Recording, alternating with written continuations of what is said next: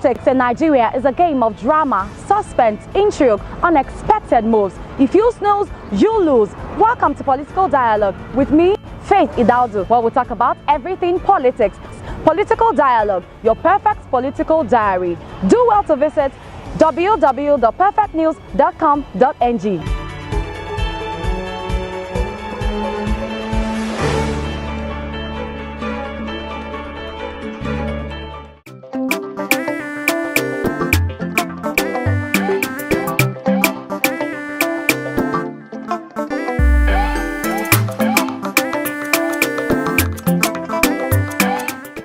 Hello there, and welcome to another edition of Political Dialogue on Perfect News. My name is Faith Idaudu. On today's edition, I have with me a very special person. He is a former top government official and a senior political game player in Ondo-State.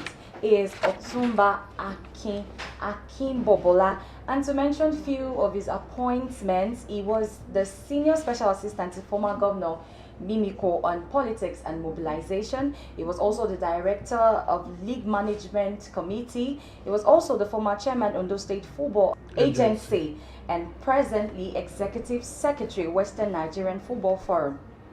You're welcome on set, sir. Thank you very much. I hope you're comfortable on our set. Yes, of course, I am. I am very comfortable. All right, thank you very much for honoring us with your presence. Thank you. We have such a very short time to speak with you, and we have lots and lots of questions from our audience. But we'll go straight to the point. First, we'd like to know to who or what do you owe your political success? To God, of course. To the heavens. I owe my little modest success to the Almighty God. Okay. I also owe it to my darling wife, who has been a very strong pillar of support to me. And of course, my children that are understanding, they tolerate me because most times I'm not at home, I'm always on the road. And to all my followers and associates. So it's a holistic thing. I owe my modest success to God Almighty, my family, my associates, and I owe some success too to Dr. Mimiko, okay, my boss, my former boss, and still my boss. Can we say is your major influence? I have a couple of influences here and there. He is one of them. Okay. My father is one of them. He himself is a he's a politician. He's still practicing. So I guess that was what. As a matter of fact, I think I took it from my father. Yes. Okay. Yes. And Evangelist Bamidele Olumilua, the former governor of the old Ondo-State, was a mentor. Otunba Akin Gabriel, late, God bless his soul, and may he rest in the bosom of the Lord, was a mentor. A couple of other people. Dr. Mimiko was one of them. My father-in-law was a very strong mentor too, a very strong influence on me. He himself was a politician, a member of the House of Reps in the UPN days. Okay. He's a contemporary of Bola Ige and Co. So, and he was a member of the House of Reps representing Oshogbo in the old Oyo State. It was a very strong influence on me. So a couple of other people, it's not just centered on one person. I have influences here and there. Yeah. That has made me a colossus of a politician because I draw inspiration from a lot of people. From every one of them, and that has made you who you are today. All right, thank you very much, sir. Would like to ask you, being that you have occupied all of these positions and taken up these special positions in government, how do you think that other political gladiators can actually engage Nigerian youth without necessarily using them as a tool for political violence? I feel strongly about this question that you've asked me. We have an unfortunate situation in the country as it is presently. Okay, sir. We have a situation where the political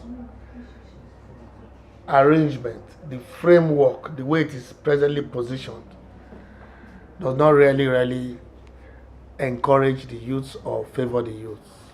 A situation where we want to encourage the youths who are the future, who are the today and future, to get involved and to ultimately take over. And you raise the bar to contest, the bar of nomination forms to millions of naira.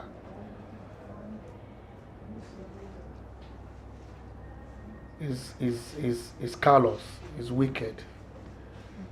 It doesn't. You're not really encouraging the youths. Okay. The present day leaders, we met them. Those that are still leading, we met Government them. now? Yeah, across the country. When they started as youths, it was easy to get involved, get nominated, and contest. It wasn't expensive. As it is today. Politics in Nigeria has been monetized so much that it fences out the youths, and that is quite discouraging. It's not a good one. The government of this country must, as a matter of urgency, fashion out how to break politics down in such a way that it will be less expensive, Okay. so that the youths can get involved, Engaged. so that the youths can become part of it without having to spend money. It will be about dignity, it will be about integrity, it will be about the capacity for what you can do, what you can put into the society. It will not be about buying the system. The way things are now, it's about buying the system, and it's dangerous for this nation. I look at a situation where the generation of youths within the ages of 25 and 35, 40 now, in 10, 20 years' time, will be within the age of 50, 60. Okay. And I'm afraid for the kind of generation of youths that exist now, the kind of perception that they have about this country, the kind of atmosphere, environment that they are having to pass through. It's what I refer to as cowboy country. It's rough, tough, and by the time they get to 60, they are not well made in a patriotic zeal for this country. They are made to want to get back what they have put in, because they must have put in so much in terms of hard work, labor, and plenty of finance. So it's not in the interest of Nigeria anyway, and it's alarming, dangerously alarming. All right, thank you very much, sir. We'll still come back to the issue of youth, but let's come to Ondo-State. We all know that Ondo-State is more of a civil servant state than an industrialized state. Do you think the government has actually done enough to do more in terms of employment? I don't think for so. the youth? I don't even need you to finish your question before giving you a straight answer. Okay. I don't think so. And I want to put the blame, to some extent, on previous governments. God bless his soul, Chief Michael Adekunle Ajasin. He was able to establish Okitipupa Oil Palm, Ifon Ceramics, Premier Metal, Nirowi, Ileluji Cocoa. A lot of industries were established in his days. Successive governments destroyed all these legacies of Ajasin, and as a matter of fact, sold some of them off to cronies. That is one perspective. The other perspective is that these industries couldn't have survived anyway, because we are living in a nation where there is no power, electricity. Some of these companies have to survive on power. Definitely. And when there's no power, you strangulate the companies into running on generators. And that is expensive. And they can't break even. They can't make ends meet. So the places crash, leading to unemployment. Government cannot employ everybody. If we have in Nigeria where there's sustained power, If we have a Nigeria where there's security to lives and properties, if we have a Nigeria where there are good roads for transportation of goods and movement of people, Ondo-State is blessed so much, abundantly blessed, in such to the extent that industries will spring up in Ondo-State and sustain, and that will lead to massive employment. Cocoa is one area. Palm trees and palm kernel is another area. Ceramics in Akoko and Ifon is another area. Bitumen is one. There are so many. Timber. In Nigeria today, if you rank states that are blessed, Ondo-State is one of the first 5. Unfortunately, it is not an industrialized state because the environment, previous governments have not seen the reason to establish a framework and a foundation that will lead to such taking place. And I want to say this. When you truncate governance and governments, it's almost like starting afresh. There was a 6 years of Olusegun Agagu. Okay. He did remarkably well. Mm-hmm. For me, I think he tried to establish some things that would have formed like a foundation. Unfortunately, Agagu was out after 6 years. Dr. Mimiko came in. He did excellently well. I mean, trying to establish a foundation that governments, successive governments can step on, and then we can start thinking about industrializing Ondo-State. Unfortunately, too, immediately his government finished 2 terms of 4 years. Everything about him was flushed out, leading to a new government, which I don't want to comment on because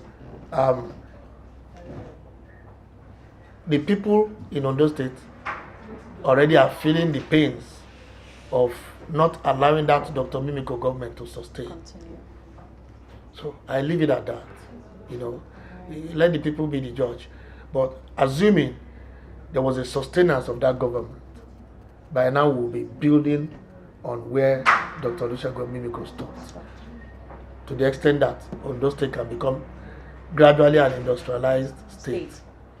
And that will generate plenty of employment for the youths of this state. But we are back to square A, start afresh. If he can also do little,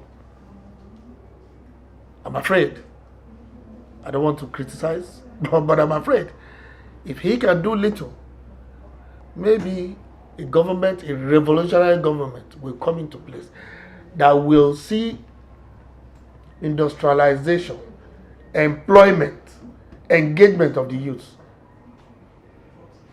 and health as major areas. Employment, engagement of the youth, health and education as major areas, sectors that will be emphasized and concentrated on in governance. All right, thank you very much, sir. This next question is very related to the first question I asked. We're thinking probably this could be an alternative route. If we can sustain our own industry, what about partnership with firms, already established firms and industries? What if the government partners with them? Is that sustainable? Is that a better alternative? If you are an investor, if you are a businessman, if you are in the corporate world, will you want to partner with an environment, with a society where there's no light, there's no good roads, there's insecurity, there's no clear-cut policies that can be futuristic? Policies are short-term and truncated even before it's established. Let me give you an example. Dr. Mimiko was governor, and I don't want to start talking about Dr. Mimiko anyway because for me it's history. But there are times when you have to go into history so that you can bring it to today and then project it to the future. One of the things that he was able to establish was for people to get CFO for land as quickly as possible. I know about that because I got one. You purchase a land, you request for CFO, you pass through the procedures as quickly as possible. They give you CFO so that you can use this CFO to go to the banks and maybe obtain loans and facilitate business. As I speak with you, I have a couple of relations that their papers have been there for 2 years now. Nothing has been done about it. You can see how policies get truncated and then lead to decadence, lead to frustration, lead to a kind of pothole and bumps on the way to development because there's no policy sustenance. That's just one example. There are a whole lot more to talk about. All right, thank you very much, sir. Away from all of this, let's talk a little bit more about the youth. We know that you're involved with the CYI. What is your involvement with them? What are you doing? Yes, Congress of Young Intellectuals, CYI. Myself and a couple of friends met about 2 or 3 times in Abuja. And the thrust of our discussion, the core of our discussion was, how do we raise new leaders, these young ones that are political, not because they are not interested, but because they don't see themselves making it in with the way things are presently, So they just decide to say, look, let them continue with their politics. I don't want to get involved. I don't have the kind of money. I don't have. It's too dirty. It's not for people like me, etc., etc. We came together and said, look, some of us can take it as a calling to bring these young ones together, mentor them, let them see possibilities of getting involved in politics with a view to effect a progressive and positive change in the society. Let them also see that politics can be done with little money, not much money. So we formed a coalition. It was called National Liberation Coalition. Okay. National Liberation Coalition. And in the southeast, I think they gave it an Igbo name. I can't really pronounce. So, but in the southwest, we christened it Congress of Young Intellectuals. Young men and women coming together, and we started letting them see the possibilities of going into politics, the possibilities of preparing to take over the space. It might be tortuous, it might be odious, it might be difficult, it might seem bumpy and rough, but if you don't venture into it, you cannot even know whether you can get it or not. I must tell you that it was a success. It was a success. A lot of young men, women came in, and then they now say, "Wow, so something like this can." And today, they're everywhere. Making waves in some of the political parties. We encourage them to join political parties and make a difference. Don't go the same route. We told them, we encourage them, don't go the same route. Make a difference. Make a difference. Establish yourself with a new order, a new philosophy, a new ideology, a new approach, and don't think that the day you started, the results will start coming. You get it ultimately, And I think they are in some of the parties, especially the new parties, the new ones, because the parties that have been in existence seem too expensive for them to join and make an impact. So we told them, leave those ones, join these new parties, and gradually build yourself. 3, 4, 5 years time, you'll be there. And that was how Congress of Young Intellectuals came about. I was the Southwest coordinator of Congress of Young Intellectuals. I'm from Lagos to Ekiti. Lagos. They're all over the place. One of them is the person you are seeing sitting down right there. That is a very nice one. He is a member of Congress of Young Young Intellectuals, Intellectuals. and today he is a member of the Alliance of Social Democrats. As a matter of fact, he's running for House of Assembly Wow, that in is a Ekiti good State. one. That is a good one. With I was about to ask you with little money. I was about to actually ask you if there is anybody in particular or someone in particular or persons, a few persons that you can actually tell us about that are in this party. I can mention a few. I can mention Segun Olasede is in Ondo-State here. Yes, in Ondo-State. Segun Olasede is contesting for House of Assembly in Akure South Constituency 1, member of the Congress of Young Intellectuals. Otunba Akin Akinbobola is contesting under Zenith Labour, in Idaudu constituency. Odunayo Kowe, popularly known as Kalusha, is contesting under Zenith Labour in Otunba constituency 2. Okosu Michael, a member of the Congress of Young Intellectuals, is contesting under Alliance of Social Democrats in Ondo-West constituency 1. Okoro, former member of the Congress of Young Intellectuals, a member of today is in Alliance of Social Democrats in Owo constituency 1. They are like that, including reps, House of Reps, House of Assembly, and some of them are preparing, waiting at the side, for when elections to local governments will come into place. They will go for councillors and chairmen of local governments and so on. And we told them, venture into it. You win, good. You don't win, good. Start from somewhere, But come with a difference. Come with a mindset of we want to change this society. Because presently the way Nigeria is dangerously precarious. Nigeria continues along this trajectory, it will collapse very soon. Nigeria is at the brink of collapse, of becoming a failed state. Thank you. These young ones, we let them know that it will fail on you. These leaders that you met want to fail this country on you. So come with a new philosophy, a new mentality, and let's see how we can salvage Nigeria and bring Nigeria back to reality. The reality is that Nigeria can be the best in Africa. We're so blessed. I look at the countries in Africa, and I see Nigeria as the most blessed country in Africa today.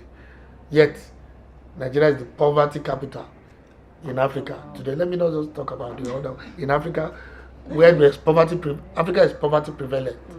Nigeria is number one. So, well, away from that, we must actually commend you for what you're doing. The Congress of Young Intellectuals, we see, and our audience can also see that you are actually making impact, doing something different. And it is quite encouraging to also know that we have real persons, like you mentioned, that are actually doing all of these things, making a difference. We are glad this is happening. All right, to our next question. Moving on, or moving back to Ondo-State now, what do you think is actually the way forward? This is where we have found ourselves now, considering what the previous government has done, past government has done, what the present government is doing. What is the way forward in your own opinion? The way forward is a revolution. But it has to be a gunless revolution. Okay. The youths must start saying, we must start sending the message. We must start educating them and letting them see the need for them to get involved, but with a new mindset, with a mindset to serve humanity. I have never seen anyone in life, either in the Bible or in the Quran, and those are the richest books I've ever read. I have not really read the Quran, but I've scanned through it a little bit. I've gone through the Bible. And I know that nobody has ever served humanity and ended up in regret. Nobody. It has never happened. They end up being celebrated, And even books outside the Bible or the Quran, everybody that has served humanity end up being celebrated, end up being an icon, a hero, a heroine. And talked about. So we're letting the youths know that they must come with the mindset to serve. They agree with it. They like it. It becomes a passion. But the Nigerian environment does not encourage them. Yes, it's not encouraging. It's not enabling. Because if you want to serve humanity, your closest friends, your family will think you are cost. That's the mentality that we have. So for those of us that have made up our mind to mentor these young ones, it's a task that is Herculean. Because the young ones will now come back and say, sir, one man boo me, one knee,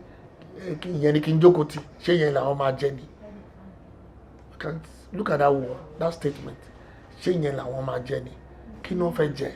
What do they want to jẹ? So it becomes difficult to get the youths to sign into it and key into it. But we must also be undaunted. We must not give up and say, okay, we can't continue. Yes, we must sustain it. And because within the space of 1 year, we've been able to get these young ones, the likes of Kalosha, it took me some time to convince him. Ijanusi in Akoko South West Constituency 2 is contesting 2 House of Assembly. Young ones. So there is hope. Young ones, yes. It took me time to get them to reason. But today we have about 15 of them. Tomorrow we'll have about 20. Gradually it will keep spreading, and later it will catch like fire, like wildfire. So the fact that we have been able to get some of them to start thinking along that trajectory gladdens our heart, gives us satisfaction that there's hope for this country. Tomorrow. You know, there's hope for the country. My fear is that the young ones should be able to flush out, not eliminate. Okay. Let me change my word. Should be able to ease out. I prefer a subtler word. Ease out these old generation leaders that have this mentality that they must build houses of 50 bedrooms, build houses, and buy cars, 30, 40 cars in their compounds, and they can't ride more than 1 car. At a time. It's a madness that has enveloped this country. It's madness, kind of. They want to get so rich, they can't take their monies to the bank. They bury these monies in sock away. Rats and cockroaches go to eat up the money because they can't take it to the bank for fear of being questioned. It has become a craze. It has become a madness. It's satanic that has enveloped these leaders because the amount of money, the quantum of money that is in their hands. You ask yourself a question. What do they need it for? What do they want to do with it? What do they need this money for? Do you need to build a house that is hanging in the air? Can you even achieve that? Can you eat more than the normal things that we eat? Can you wear more than clothes? What do you need that kind of money for? Recently we heard about Dezani. Billions, not millions, billions of dollars. And then I asked myself, what does she need it for? A mother. What does she need that kind of money for? Is it not madness? Does it not mean sickness? I look at the ones that are even presently serving. They came with a mantra of change. And some of them have look at this, look at the governor of Kano State. Look at what we're hearing about him. Look at what we're hearing about him. And the next thing he did is to insult our sensibilities by donating money to EFCC. It's madness. It's annoying. Now, the young ones will now look at this and then ask themselves, do I need to sacrifice myself for service to humanity when they see such things? That is where we are facing certain challenges. Because the leaders are also not leading and showing examples that will make the youths be willing to change and change quickly for good. When you see governors hiding money in Agbada, dollars. I don't know if it's true, but the video is all over the place. Sir, thank you very much for answering our question. You mentioned something about easing out the old leaders. Do you think that is actually possible? Can you actually It is possible that in this country, considering the fact that we have been hearing the same names since we were born until now? We still hear the same names. I'm sure a lot of people have actually made attempts, or they have this in mind. Is this possible? Can we It get is there? possible. I just told you, just about a year, a program that we started just about a year. I mentioned about 6, 7, 8 names that can readily come to my mind that have gotten involved. And I know tomorrow you may get involved too. And somehow you go with the mindset that, okay, I must make a difference when I join this thing. I want to put myself into this, but I must come with a different mindset. It's not about acquiring wealth that will be a catalyst to comfort for Nigerians and not luxury for you alone. When you are alone, when you are the only person in luxury and everybody around you is living in poverty, you are in discomfort. So gradually it's catching, and the fact that they have been able to sign a bill, you see, people are beginning to talk about it. Too young to run? Not too young to run, and people are talking about it. About 4, 5, 6 years ago, nobody was talking about it. Now it's being talked about. It's coming up. Yes, and people are getting involved. I was watching channels, television yesterday, Politics Today, and one of the presidential candidates from one of these parties, 38 years old, you know, a namesake to the president, and it tickled me, it gladdened my heart. A 38-year-old boy is coming out to say, I want to run for presidency. He may not win, but he's making a statement. He's making a statement. And tomorrow, you can come and say, I want to be governor. You make a statement too. I want to be a senator. You make a statement. You see, when statements are being made, ultimately it becomes, and these statements are repeatedly being made, ultimately it becomes a song. When you repeat it and repeat it, it becomes a signature, it becomes a song. And then from being a song and a signature, it becomes manifestation. So, for us that have seen it as a calling to encourage, mentor, engage these young ones and let them see that it is doable. So far, so good. And we see a bright future. All right, thank you very much, sir. It's actually been so much fun talking with you today. This last one, quickly, we would like to know, do you have plans to run for other political offices in the future? And do you have any projects you're actually working on presently? I am a politician. It's a calling. It never stops. So, as a politician, your future depends oftentimes on the environment, the demands, your associates, and inspiration from God. That's above all. So I will want to tell you that I'm available depending on inspiration from God. I'm also available depending on as the need my people around me. I'm available depending on the society and the environment. All right, thank you. So no, you're not working on any projects for now? As a politician, I'm always working on projects. My major project now is to ensure that the Alliance of Social Democrats become a party for the young ones to come in, and then we channel them into leadership, service to humanity. That's the project that presently I'm working on. And to God be the glory, it's catching up, it's catching like wildfire. That's a very good one. We are happy that this is working. And from all the talks today and the discussion we've had with you, I can pick one very thing from it, and that is a message of hope to the youth. I'm sure everyone listening to you right now would actually get the message. It is very, very encouraging, I must say. Thank you for having us and speaking with us today. It's been a pleasure being in your presence and talking with you. And yes, this is Political Dialogue, and we have been talking to Otunba Akin Akinbobola.